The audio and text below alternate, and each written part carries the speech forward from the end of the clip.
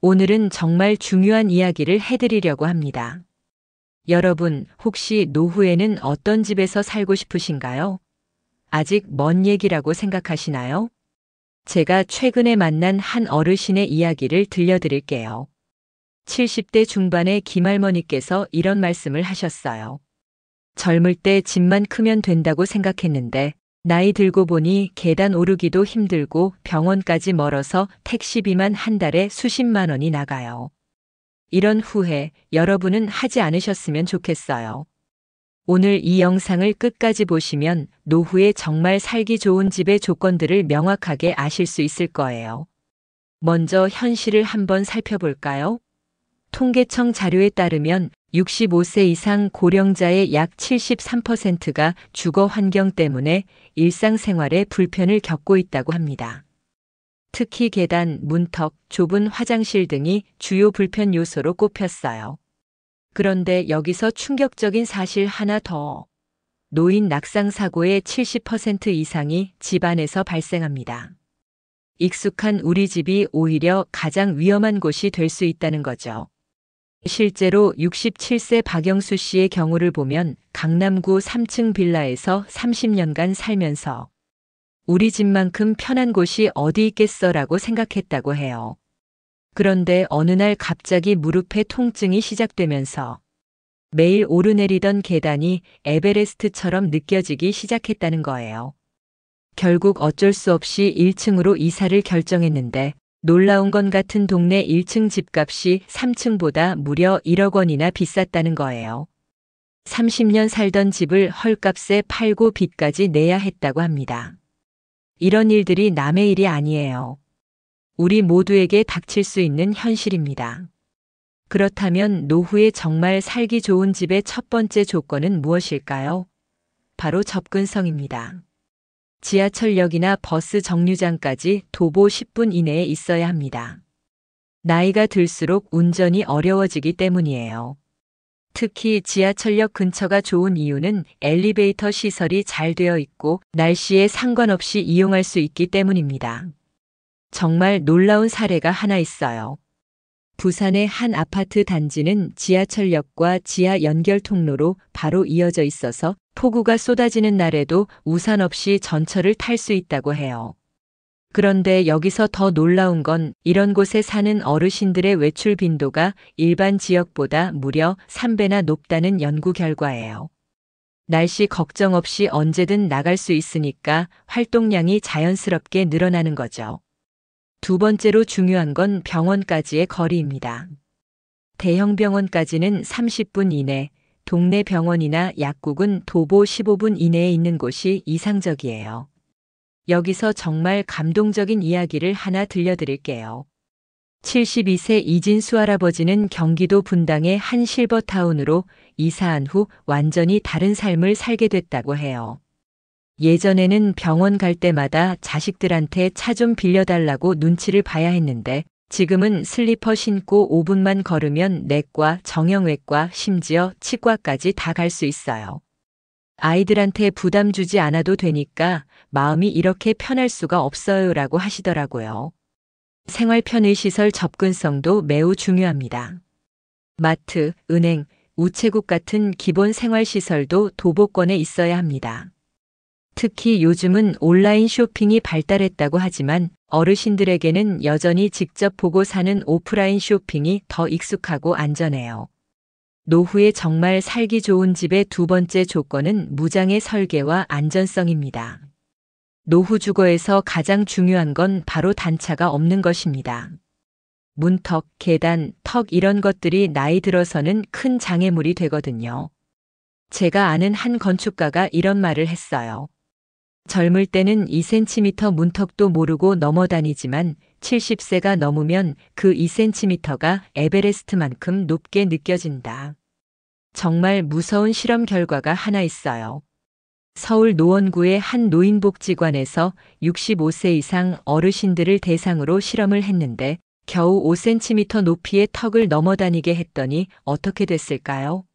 놀랍게도 30%의 어르신들이 넘어질 뻔한 아찔한 상황을 경험했다고 해요.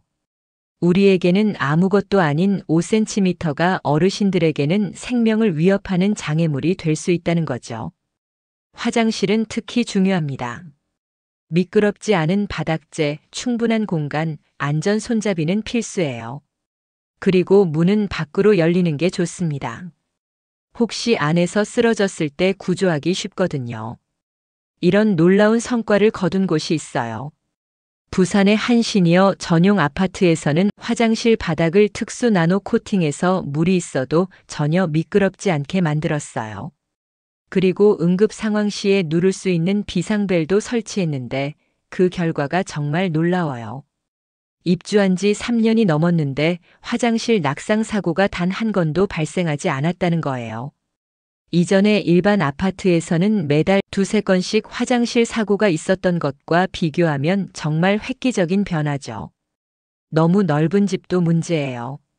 청소하기 힘들고 난방비도 많이 나가거든요. 노후에는 방 2개, 거실, 주방, 화장실 정도의 적당한 크기가 좋습니다. 대략 18에서 24평 정도가 이상적이에요.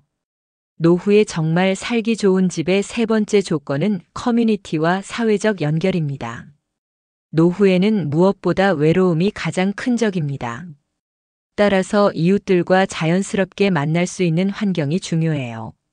서울 성북구의 한 아파트 단지에서 일어난 기적 같은 이야기를 들려드릴게요.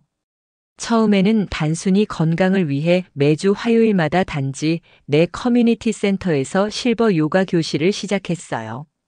그런데 6개월이 지나자 놀라운 변화가 일어났어요. 참여하는 어르신들이 서로 전화번호를 주고받으며 안부를 묻기 시작한 거예요. 지금은 요가보다 오히려 서로 정보를 나누고 고민을 상담하는 소중한 만남의 장이 되었다고 해요.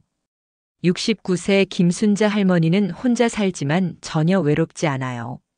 매일 엘리베이터에서 산책로에서 누군가와 마주치고 오늘 기분 어때?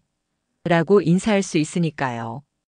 이게 바로 천국이 아닐까 싶어요라고 말씀하시더라고요. 단지 내나 근처에 도서관, 문화센터, 평생학습관 같은 시설이 있으면 더욱 좋습니다. 나이가 들어도 계속 배우고 성장할 수 있는 환경이 정신 건강에 매우 중요하거든요. 대구에서 정말 흥미로운 실험이 진행되고 있어요. 한 실버타운에서 거주자들이 직접 운영하는 실버 대학을 만들었는데 이게 단순한 취미 활동이 아니에요. 컴퓨터, 스마트폰 사용법부터 시작해서 역사, 문학, 미술, 심지어 주식 투자까지 다양한 강좌가 열려요. 그런데 여기서 놀라운 건 강사도 거주자 중에서 전문가였던 분들이 직접 맡는다는 거예요. 전직 대학 교수였던 분이 문학 강의를, 은행 지점장을 하셨던 분이 재테크 강의를 하시는 식이죠. 이 프로그램에 참여한 어르신들의 인지능력 테스트 결과가 일반 어르신들보다 20% 이상 높게 나왔다고 해요. 노후에 정말 살기 좋은 집의 네 번째 조건은 경제적 부담과 지속 가능성입니다. 아무리 좋은 집이라도 관리비가 너무 비싸면 부담이 되겠죠? 노후에는 수입이 줄어들기 때문에 월 관리비는 연금의 30% 이내로 맞추는 게 좋습니다. 예를 들어 국민연금과 기초연금을 합쳐서 월 120만 원을 받는다면 관리비는 35만 원 정도가 적당해요. 여기에는 난방비, 전기료, 인터넷비 등이 모두 포함되어야 합니다. 집값 안정성도 중요합니다. 집값이 너무 오르락내리락하는 지역보다는 꾸준히 안정적인 곳이 좋습니다. 혹시 모를 상황에 대비해서 현금화가 쉬운 곳을 선택하는 것도 중요해요. 부동산 전문가들은 교통 인프라가 잘 갖춰진 곳, 인구 유입이 꾸준한 곳, 재개발 가능성이 낮아서 오랫동안 안정적으로 거주할 수 있는 곳을 추천합니다. 노후에 정말 살기 좋은 집의 다섯 번째 조건은 자연환경과 건강입니다. 집 근처에 매일 산책할 수 있는 공원이나 산책로가 근처에 있으면 정말 좋습니다. 규칙적인 운동이 노년기 건강 유지에 가장 중요하거든요. 여기서 정말 흥미로운 케이스를 하나 소개해 드릴게요. 인천의 한 아파트 단지는 정말 특별해요. 단지 뒤편에 나지막한 산이 있는데 주민들이 직접 손으로 만든 산책로가 있어요. 그냥 산책로가 아니라 경사를 완만하게 만들고 50m마다 쉼터를 설치하고 운동기구까지 배치한 거의 작품 수준이에요. 74세 박준영 할아버지는 매일 아침 30분씩 여기서 산책하는데 3개월 전 병원에서 혈압약을 절반으로 줄여도 된다고 했어요. 공기도 좋고 새소리도 들리고 가끔 다람쥐도 만날 수 있어서 산책하는 게 아니라 힐링하는 기분이에요 라고 하시더라고요. 실제로 이 단지 거주 어르신들의 평균 병원 방문 횟수가 다른 지역보다 40% 적다는 통계도 있어요. 공기질과 소음도 중요한데요. 도심 한복판보다는 조금 외곽이라도 공기가 깨끗한 곳이 좋습니다. 특히 큰 도로변은 피하는 게 좋아요. 소음과 대기오염이 심하거든요. 그렇다고 너무 외진 곳도 문제예요. 응급 상황 시 119가 늦게 올 수 있으니까요. 적당히 조용하면서도 접근성이 좋은 곳을 찾아야 합니다. 65세 김철수 씨와 63세 박영희 씨 부부의 이야기는 정말 드라마틱해요. 5년 전까지만 해도 강남의 40평 아파트에서 살았는데 주변에서는 모두 미쳤다고 말렸다고 해요. 왜냐하면 강남 아파트를 팔고 은평구 25평 아파트로 이사한다고 했거든요. 하지만 지금은 어떨까요? 김철수 씨의 말을 직접 들어보세요. 지하철 3호선 연신내역까지 걸어서 5분이면 가고 은평 성모병원까지는 버스로 10분이면 가요.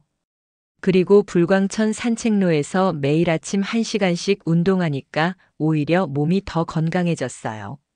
무엇보다 집값 차익으로 생긴 3억 원 덕분에 노후 생활이 훨씬 여유로워졌죠.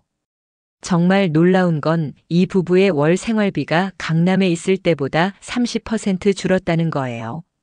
관리비도 저렴하고 물가도 싸고 무엇보다 불필요한 허영 소비를 하지 않게 됐다고 해요. 71세 이명숙 할머니의 이야기는 많은 분들에게 희망을 줄 거예요. 원래 20년 동안 혼자 단독주택에서 사셨는데 하루 종일 말 한마디 안 하는 날이 태반이었다고 해요. 자식들은 모두 멀리 살고 이웃들과는 담장 때문에 마주칠 일도 거의 없었거든요.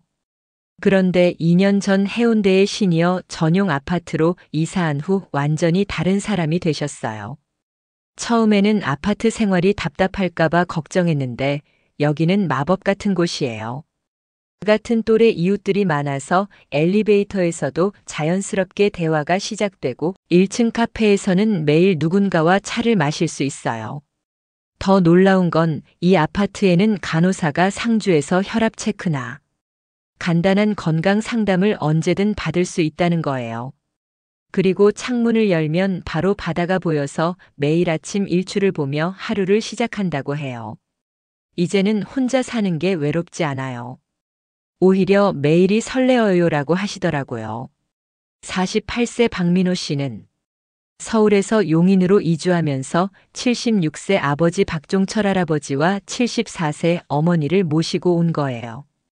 그런데 단순히 함께 사는 게 아니라 3세대가 모두 편하게 살 수 있는 복층 아파트를 선택했어요. 1층은 부모님 전용 공간으로 방과 화장실, 거실까지 모든 생활이 가능하게 설계했고 2층은 젊은 부부와 아이들이 사용해요. 박종철 할아버지는 계단 오르기 힘들어하는 걸 아들이 알고 1층에 모든 걸 다 만들어줬어요. 손자들 뛰노는 소리도 들리고 그렇다고 너무 시끄럽지도 않고 정말 딱 좋아요라고 하세요. 더 놀라운 건 동탄 신도시라서 교통도 편리하고 병원도 많고 무엇보다 센트럴파크 같은 거대한 공원에서 매일 산책을 즐길 수 있다는 거예요. 박민호 씨는 부모님 의료비가 서울에 있을 때보다 오히려 줄었어요. 예방 중심의 건강관리가 가능해졌거든요 라고 말했어요. 자, 이제 좋은 집에 대해서는 충분히 말씀드렸으니 반대로 노후에 절대 피해야 할 주거 유형들에 대해서도 알려드릴게요. 이런 곳들은 나중에 정말 큰 후회를 하게 될 수 있거든요. 첫 번째로 피해야 할 곳은 고층 아파트의 고층부입니다. 20층 이상의 고층은 특히 조심해야 해요. 왜냐하면 엘리베이터가 고장나면 완전히 고립될 수 있거든요. 실제로 작년에 서울의 한 30층 아파트에서 엘리베이터가 3일간 멈췄는데 고층에 사는 어르신들이 큰 불편을 겪었다고 합니다. 특히 화재나 지진 같은 응급 상황에서는 피난이 어려워져요. 소방차 사다리도 보통 15층 정도까지밖에 닿지 않습니다. 그리고 고층일수록 바람이 강해서 베란다 출입도 위험할 수 있어요. 노후에는 5층 이하 가능하면 엘리베이터가 있는 3층 이하가 가장 안전합니다. 두 번째로 피해야 할 곳은 대중교통이 불편한 곳입니다. 아무리 집이 좋고 공기가 좋아도 교통이 불편하면 결국 고립되기 쉬워요. 특히 마을버스만 다니는 곳은 배차 간격이 길어서 불편할 수 있습니다. 제가 아는 한 분의 충격적인 경험담을 들려드릴게요. 전원주택의 로망을 품고 경기도 외곽 시골 마을로 이사한 69세 최영우 할아버지 이야기예요. 처음에는 도시 매연에서 벗어나 자연에서 여생을 보내겠다며 의기양양하셨대요. 그런데 현실은 어땠을까요? 병원에 가려면 자식들에게 전화해서 차를 부탁해야 했고 시골 버스는 하루에 고작 4번밖에 없어서 시간 맞추기도 어려웠어요. 더 심각한 건 겨울철에는 눈이 오면 버스 운행이 아예 중단되는 날도 있었다는 거예요. 결국 1년 만에 다시 도시로 나올 수밖에 없었다고 해요. 세 번째는 너무 조용한 곳입니다. 이건 좀 의외일 수 있는데요. 적당한 생활소음은 오히려 안심이 되지만 너무 조용한 곳은 응급 상황 시 도움받기 어려울 수 있어요. 특히 단독주택 밀집 지역 중에서도 사람들이 잘 다니지 않는 골목 안쪽은 위험할 수 있습니다. 정말 가슴 아픈 실제 사례가 하나 있어요. 홀로 사시던 78세 한 순례 할머니가 집에서 갑자기 쓰러지셨는데 너무 조용한 주택가 골목 안쪽에 살아서 이웃들이 전혀 모르고 지나갔다고 해요. 그런데 얼마나 오래 지났을까요? 무려 3일이 지나서야 우유 배달원이 우유가 계속 쌓여 있는 걸 보고 신고해서 발견됐어요. 반대로 적당히 사람들이 오가는 아파트 단지에서는 이런 일이 거의 없어요. 평소와 다른 점을 이웃들이 바로 알아채거든요. 김할머니가 오늘 산책 안 나왔네. 이런 식으로 서로 안부를 확인하게 되는 거죠. 네 번째로 피해야 할 곳은 지하나 반지하입니다. 습도가 높아서 관절에 좋지 않고 곰팡이나 결로 문제도 심각해요. 특히 장마철에는 침수 위험도 있고요. 노후에는 건조하고 따뜻한 환경이 건강에 매우 중요한데 지하나 반지하는 이런 조건을 만족하기 어려워요. 다섯 번째는 경사가 심한 언덕 위의 집입니다. 젊을 때는 운동 삼아 오르내릴 수 있지만 나이가 들면 매일 오르내리기가 정말 힘들어져요. 특히 겨울에 눈이나 얼음이 얼면 매우 위험합니다. 부산의 한 산복도로에 사는 할아버지는 젊을 때는 전망이 좋다고 좋아했는데 지금은 집 나가기가 무서워요. 한번 미끄러져서 넘어진 후로는 더욱 그래요라고 하셨어요. 여섯 번째는 방음이 전혀 안 되는 곳입니다. 노후에는 수면의 질이 매우 중요한데 밤늦게까지 시끄러운 곳에서는 제대로 잠을 잘 수 없어요. 특히 대로변이나 유흥가 근처 공사장이 많은 곳은 피하는 게 좋습니다. 일곱 번째는 관리비가 과도하게 비싼 곳입니다. 노후에는 수입이 제한적이기 때문에 관리비 부담이 크면 생활이 어려워져요. 특히 고급 서비스가 많은 곳일수록 관리비가 비싸지는데 정말 필요한 서비스인지 꼼꼼히 따져봐야 합니다. 여덟 번째는 주차 공간이 부족한 곳입니다. 본인이 운전을 하지 않더라도 자녀들이나 방문객들이 주차할 공간이 없으면 불편해요. 특히 오래된 아파트나 빌라는 주차 공간이 부족한 경우가 많으니까 미리 확인해 봐야 합니다. 마지막으로 아홉 번째는 상가와 너무 가까운 곳입니다. 편의점이나 마트가 가까운 건 좋지만 너무 가까우면 오히려 소음이나 냄새 때문에 불편할 수 있어요. 특히 치킨집이나 고깃집 같은 곳 바로 위층은 냄새와 환기 문제가 심각할 수 있습니다. 이런 곳들을 피하고 앞서 말씀드린 좋은 조건들을 갖춘 곳을 선택하시면 노후에 훨씬 편안하고 안전한 생활을 하실 수 있을 거예요. 집을 선택할 때는 현재의 편의성보다는 10년, 20년 후의 상황을 생각해서 결정하는 것이 중요합니다. 여러분, 오늘 말씀드린 내용들을 정리해보면 첫째, 교통과 의료시설 접근성이 좋은 곳. 둘째, 무장의 설계로 안전한 곳. 셋째, 이웃과 소통할 수 있는 커뮤니티가 있는 곳. 넷째, 경제적 부담이 적절한 곳. 다섯째, 자연 환경이 좋은 곳. 이 5가지 조건을 모두 만족하는 곳을 찾기는 쉽지 않을 거예요. 하지만 이 중에서 본인에게 가장 중요한 순서대로 우선순위를 정해서 선택하시면 됩니다. 무엇보다 중요한 건 너무 늦기 전에 미리 준비하는 것이에요.